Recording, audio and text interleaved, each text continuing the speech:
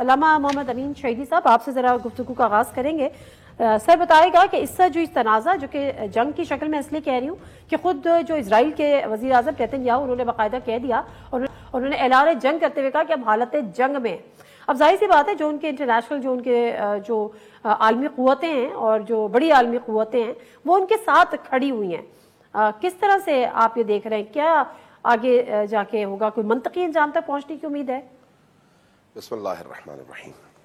دیکھیے، پہلی بات تو یہ ہے کہ فلسطینی گزشتہ 7 دہائیوں سے حالت جنگ میں ہیں، اور اسرائیلیوں کے ساتھ یہ تنازع ظاہر ہے آج کا نہیں ہے، 70 سالوں سے زیادہ کے عرصے کا ہے۔ فرق صرف اتنا آیا ہے کہ گزشتہ 70 سالوں میں اسرائیلی جب چاہتے تھے حملہ کرتے تھے، فلسطینیوں کو مارتے تھے اور تہس نہس کر دیتے تھے، ان کی بلڈنگ گرا دیتے تھے، ان کے بچوں پر حملے کرتے تھے، خواتین پر حملہ کرتے تھے، اور عالمی میڈیا صرف تماشائی بنتا تھا۔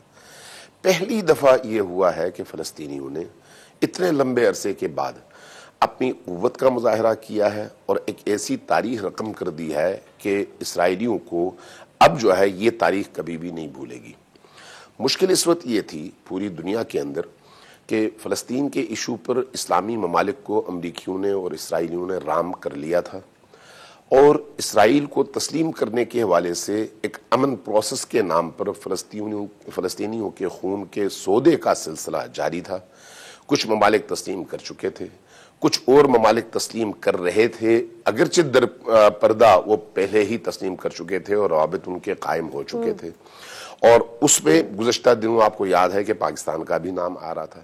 لیکن ایسی صورتحال میں گویا فلسطین کا پورا قصہ جو ہے تمام ہونا تھا اگر وہی صورتحال جاری رہتی۔ مشکل ہماری یہ ہے کہ عالمی جو میڈیا ہے وہ کچھ ہاتھوں میں ہے، اور وہ جس طرح سے چاہتے ہیں لوگوں کو اسی طرح سے پیش کرتے ہیں۔ انہوں نے فلسطینیوں کی مظلومیت کو کبھی بھی نہیں دکھایا، جبکہ اس کے مقابلے میں اسرائیل کو ایک بہت بڑی عالمی طاقت کے طور پر دکھایا۔